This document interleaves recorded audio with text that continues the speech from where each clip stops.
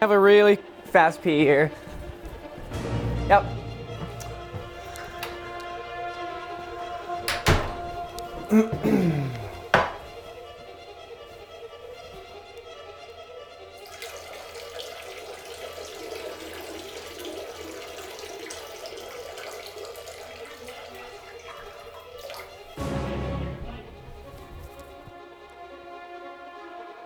Thought I did.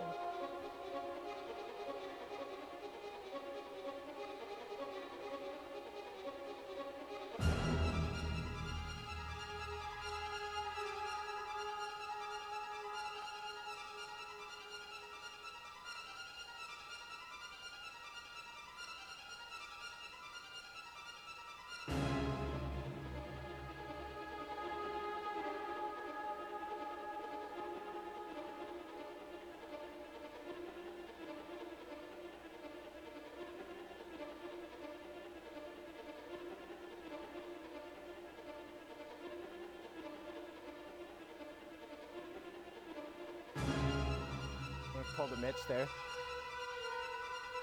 There we go.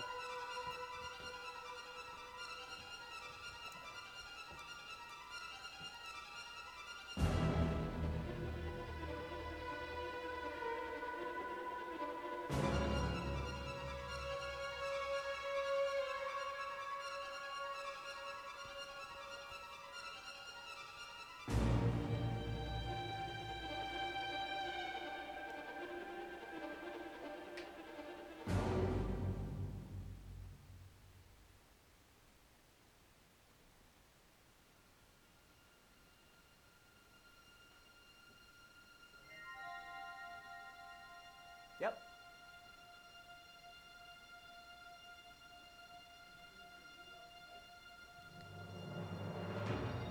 Okay.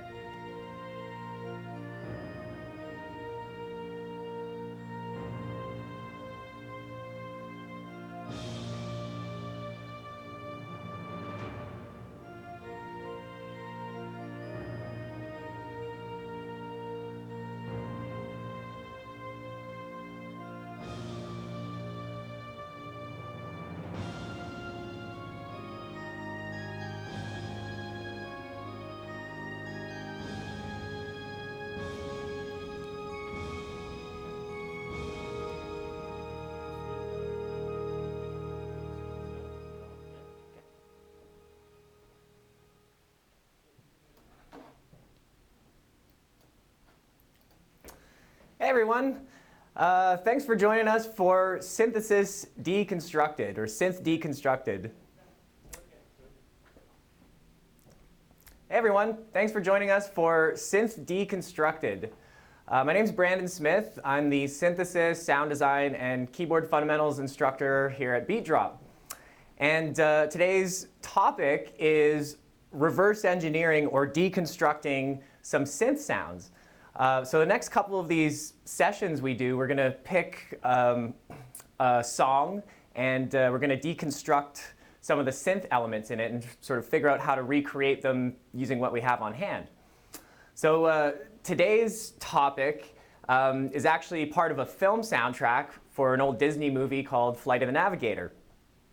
So if you're a millennial or if you were born in the 90s, you might not be familiar with this movie. It was a Disney movie that came out in the mid-'80s, and it's been a personal favorite of mine. I know lots of people from kind of my generation are very nostalgic about the movies from that era, whether it's Flight of the Navigator or Goonies.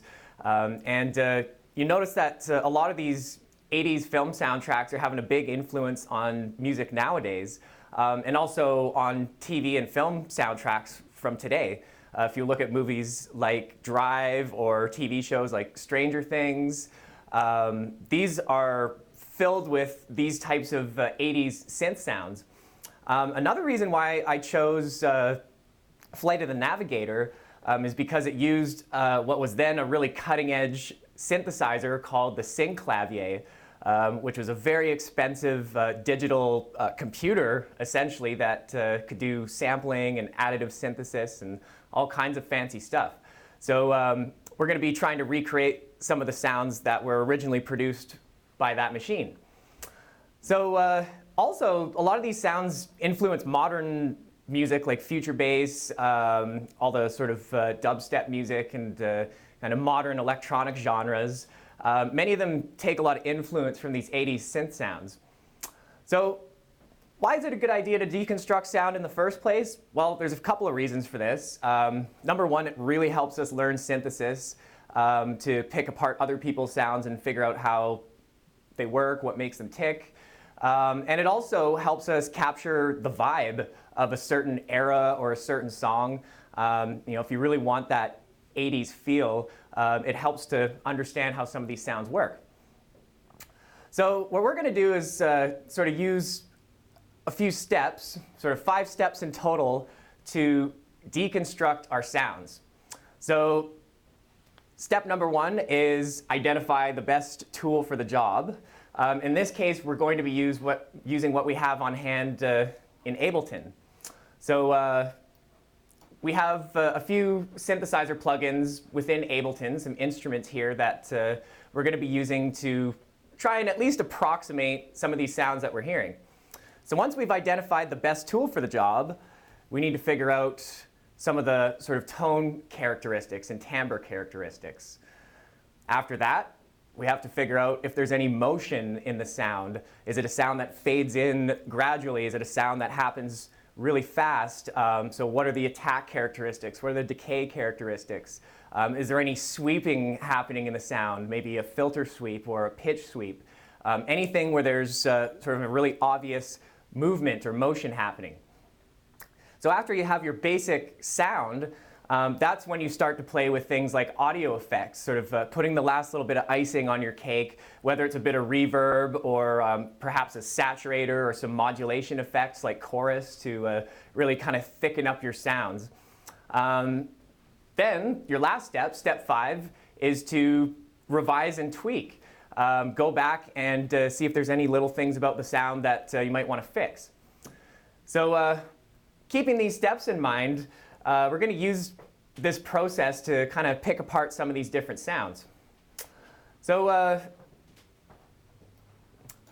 if you look on your video, you'll see a URL that lets you download a session file, which is pretty much an exact copy of what I have on my screen here.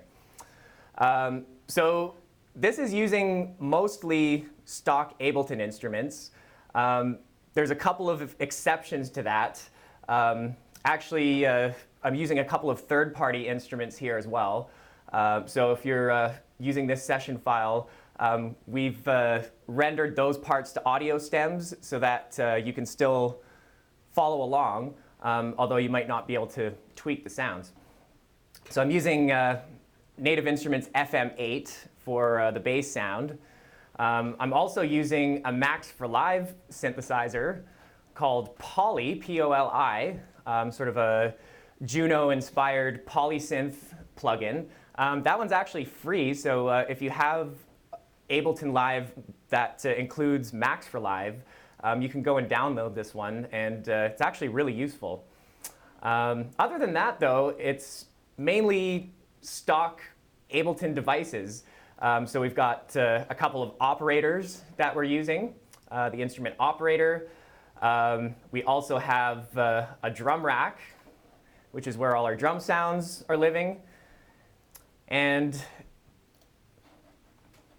I'm also using another synth that's found in Ableton that unfortunately a lot of people don't explore because it's not maybe immediately obvious that it's a useful tool.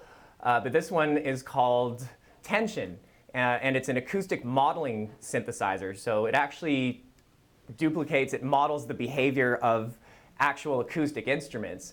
So the way a string vibrates when you pluck it or when you strike it with something. So the reason I went with that one is because that particular sound had a tone to it. It had this sound that was really reminiscent of pizzicato violin. So that's when a violin player plucks the strings instead of bowing them. So this would probably be a good place to start, deconstructing this sound. But actually, before we even do that, I'll just play a little bit of my reconstruction. So first off, a little disclaimer, this is not a perfect note-for-note reconstruction.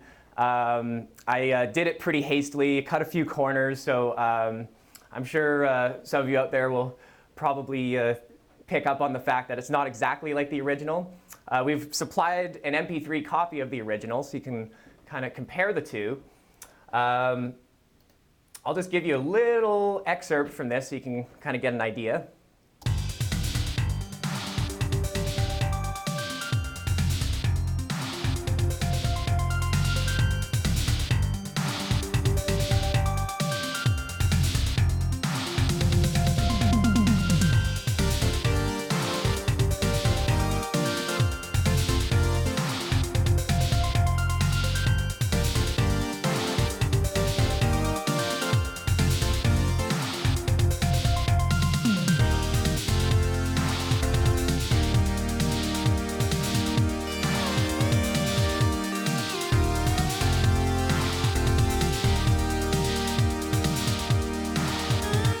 The idea, obviously some very 80s type sounds, and that's exactly what we're going for here.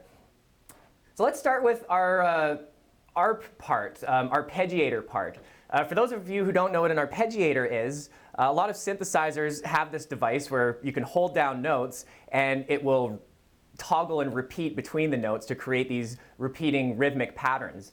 Ableton actually has a pretty decent arpeggiator built into it. And if you look in the MIDI effects, you can see it up at the top there.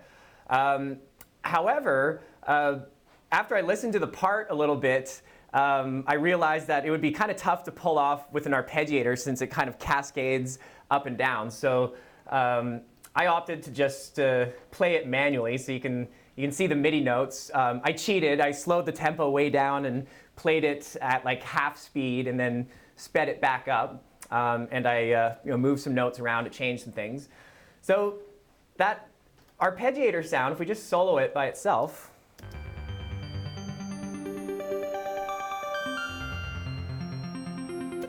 it sounds like that. So just take a moment to mention that we're going to be answering any questions that you guys might have. If you're just joining us, we're deconstructing some synthesizer sounds from the film Flight of the Navigator. But if you missed anything, if you have any questions about what I'm doing here, please submit them and we'll look at them after our session, and I'll answer any questions that we receive. So back to our arpeggiator part here.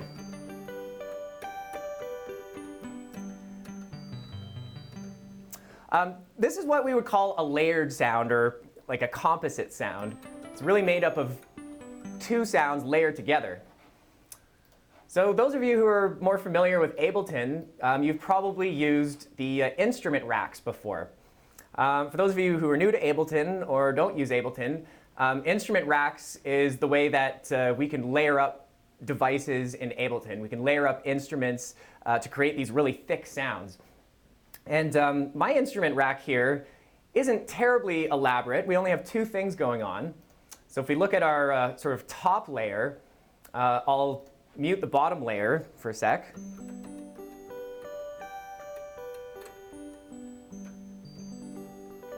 And we have this really high frequency kind of sparkling sound. So you might notice that this track is labeled Suburban. That's because I actually started with a preset in Ableton. So if I click on my operator tab here, I can see all of the factory presets that come with Ableton. This one, I believe, was in the synth keys. Yeah, second from the bottom, called Suburban. You'll notice it has a line through it, which means that it's actually a rack that has a bunch of other things in it, like effects. I decided that I wanted to add my own effects.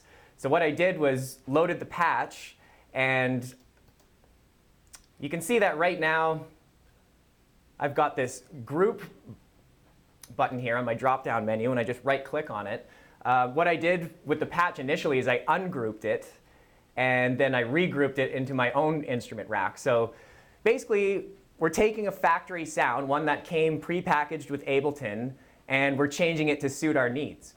So I don't always condone the practice of just grabbing a factory sound and just kind of settling with that. But sometimes you can find things that are actually pretty close to what you want, and it can save you some time if you start with something like this and just kind of tweak a few things.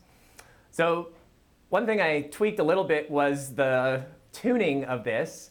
There was a little bit of fine-tuning variation. I turned those all down to 0 so that it's a little bit more harmonic sounding, a little bit more in tune with itself. So Operator is a hybrid synthesizer. So it actually can recreate the functionality of older analog synthesizers, what are called subtractive synthesizers. It can also do additive synthesis, so things like this where you can draw different harmonics in to create new sounds. And it also does FM, which is short for frequency modulation. So FM synthesis is something that is used a lot, especially in modern bass music, any sort of really grimy genres. Anytime you hear those really aggressive sort of scraping metallic sounds, very often those are achieved via some form of FM synthesis. So in this situation, if I click on the square in the bottom right here, it shows me the master section of Operator. And up here, this is showing me the different algorithms, which are basically the different combinations of your 4 oscillators and how they interact with each other, or even if they interact with each other. And you can see I've got this one on the far right selected, which means that each one of these is output separately. So I can actually go in and turn them on and off independently. You'll notice that this one here has a coarse tuning of 32. And if I just play that by itself, it's a very, very high, twinkly sound.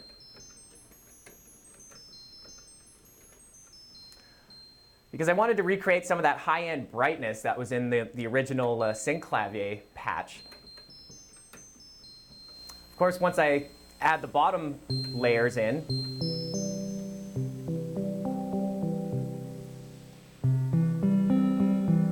so you can hear these 2 bottom oscillators are responsible sort of for the lower part of the sound.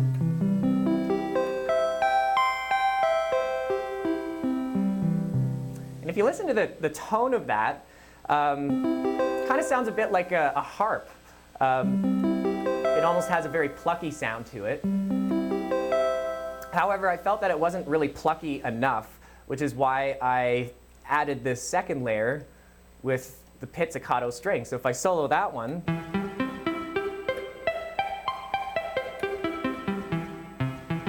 because tension actually models the physical plucking, you can get a lot more of a sort of realistic pluck sound.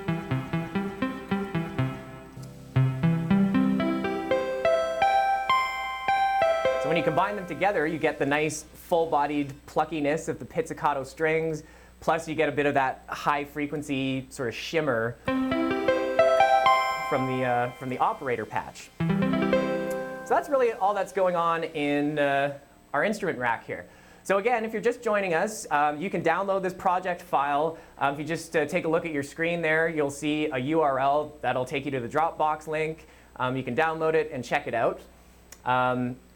And follow along if you want. So also, if you have any questions, feel free to submit those, because again, we're going to be looking at your questions at the end and answering any questions you may have related to this. So that's our arpeggiator part. Now you'll notice that we have a group of tracks here, so you can see that these all sort of fall under the same umbrella of chords. So a lot of times it's just easier to group tracks to be able to turn whole groups of things on and off, or to be able to kind of deal with them all as one track. So in this, we have that arpeggiator part we just talked about, and then we have a couple of polysynth sounds. So I'll start with this bottom one here called keys. This is using the Max for Live synth called Poly. So you can hear it's a very 80s type sound. This is the type of synthesizer sound you hear all over not only old music from the 80s, but modern sort of synthwave genres borrow a lot of these sounds. So Poly is supposed to somewhat recreate the functionality of the old Roland Juno synthesizers. So the Juno 6, 60, and 106. Let me just play a bit more of the track just to give you a context. These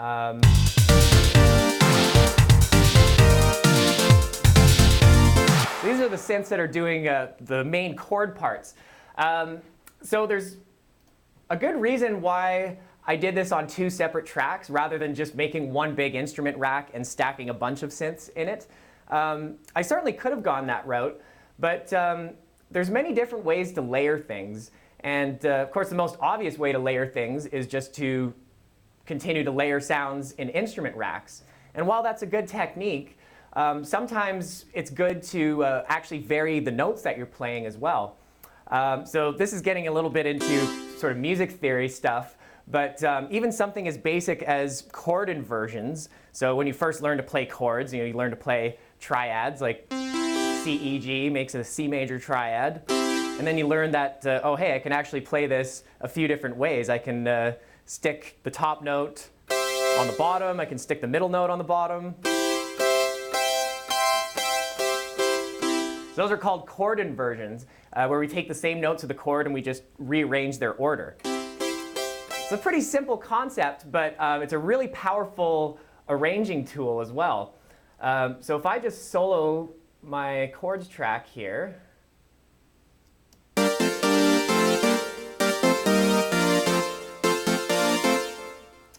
you can hear the effect of both of these sounds layered on each other. But if you listen to the top one, you can hear that it's generally got a bit of a lower tone. I played it further down on the keyboard, sort of an octave down from where my other part was. And then we've got the one on the bottom. Oh, sorry.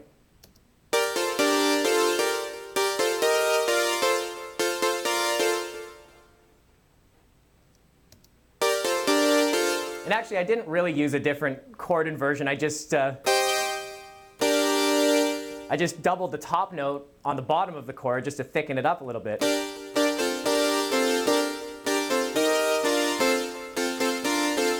It's that kind of idea.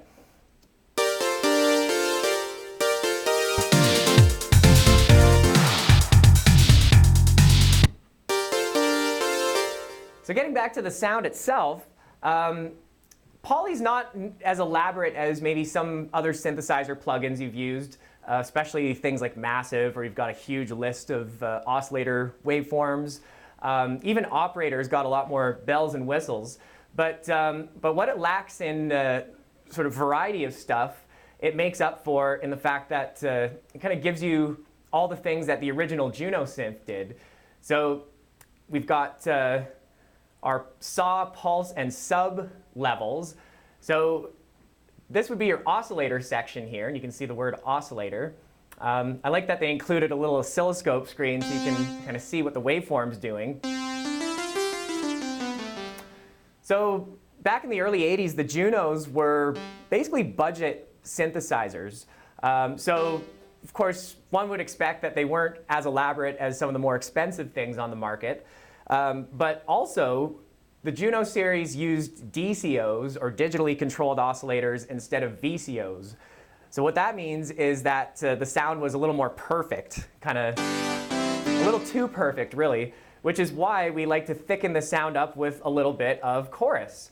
And you can see that we're double dipping here. We've got some chorus coming from the synth itself, and the original Juno did have a button for that, or several buttons. And then we've got Ableton chorus on top of it. So if I disable all of this, it's really kind of a flat and boring sound. So that's one thing that's really important to remember in synthesis. It's not just what the synthesizer is doing, it's what everything after the synthesizer is adding to the sound that sort of adds up to make your final product. So you can take some fairly unimpressive sounds, run them through a little bit of chorus and reverb and some other effects, and you might get something really huge come out of the other end. So with just a little bit of chorus,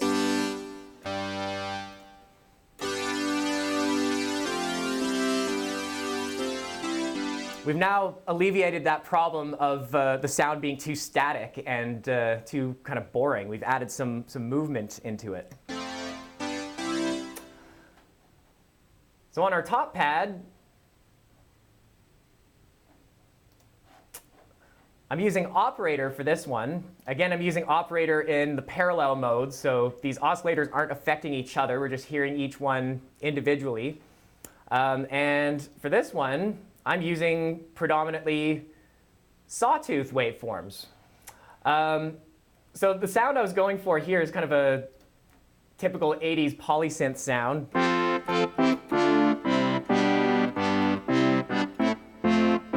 You can hear it's got a little bit of motion in it too. It's got a little bit of a sweep to it. So we're doing that with our filter and using an envelope to control the filter cutoff. So you can see the envelope that's responsible for that kind of upward sweep.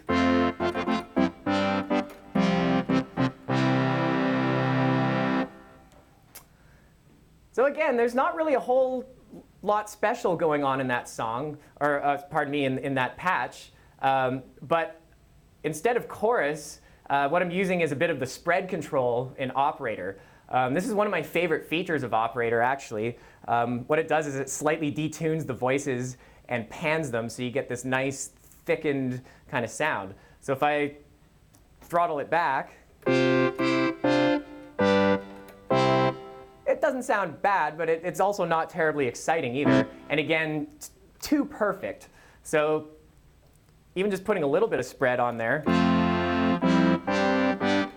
does wonders for really thickening things up. And of course, you can go crazy and crank it up.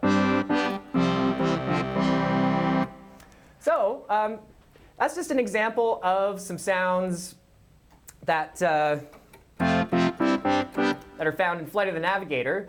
So we're sort of running short on time. So again, if you have questions about synthesis, about anything we've talked about here, please submit them, and we'll address all of those afterwards.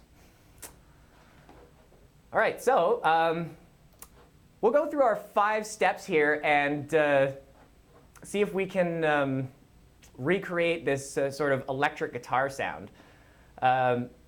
So I've already actually gone and recreated it already, but we'll start it from scratch so you can kind of see the process behind it.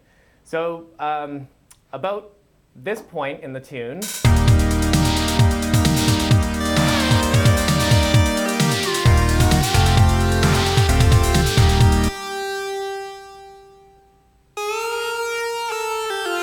we have this sort of fake distorted guitar synthesizer sound. So what we'll do is create a new MIDI track, and we'll try and recreate that sound. So first of all, if you listen to it,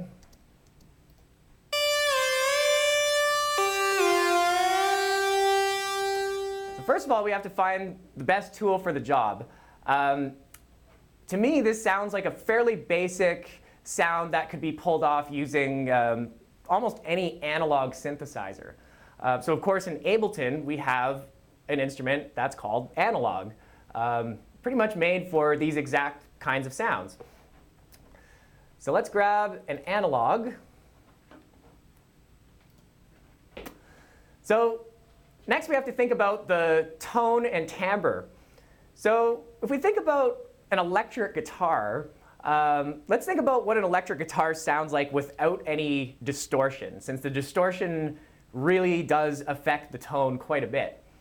So if I turn off one of my oscillators, so I'm just listening to oscillator 1. Oh, I have to unsolo my other one here. So you can hear the sound of the sawtooth wave. Now that's certainly a fairly bright sound. That's sort of more like what a guitar sounds like after it's gone through a distortion. Sort of that really buzzy, bright kind of sound.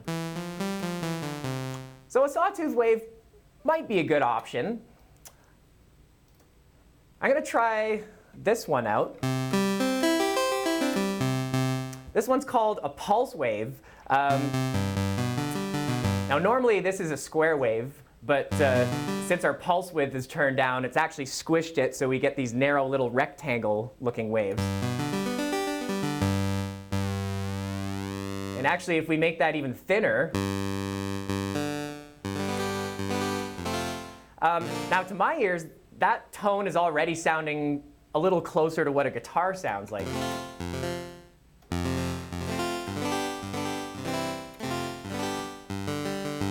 So, of course, it's still not a very interesting sound. And actually, if you listen to the original, you'll notice that the sound has some motion to it. But it's not very easily identifiable motion. It's not a filter sweep. It's not a pitch sweep. There's something else going on there. So the something else is actually oscillator sync. So if I turn on oscillator 2, and also put this one to a pulse wave, you'll notice that over here it says sub and sync. So if I put it in sync mode,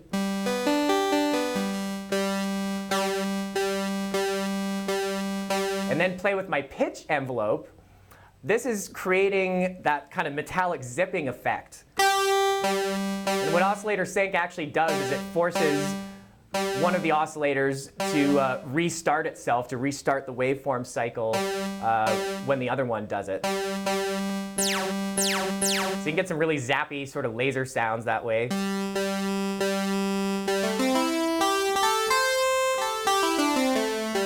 So that's sort of an approximation. And a lot of the tweaks that we make to these types of sounds involve their playability. So if I stick this in unison mode, this will help me sort of thicken the sound up a little bit. I can put my unison voices to 4, which means that I'll actually get 4 oscillators every time I play one note. Then I'm going to go to my voices, and I'm going to select mono. So that means I'll only be able to play one note at a time,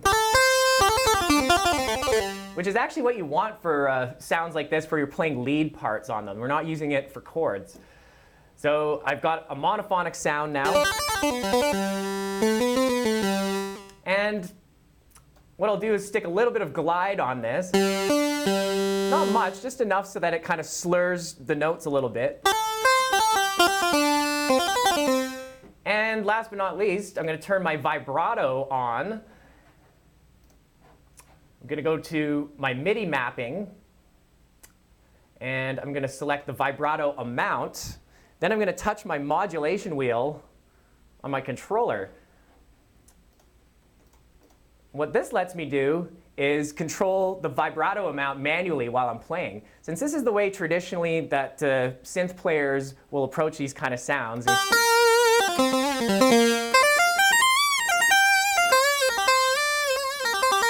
So you can do all your bender and mod wheel chops and things like that. So I believe we're kind of running out of time here. So that was just sort of a brief overview of some of these sounds we have going on. Again, download the project file, check it out for yourself, and see if you can borrow these sounds and maybe use them in your own productions. Again, that's one of the best reasons to do this sort of stuff, is to try and capture some of the vibe.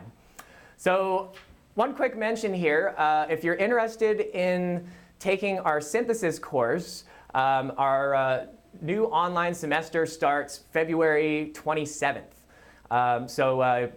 You can actually take classes here at BeatDrop if you're in the sort of Calgary area.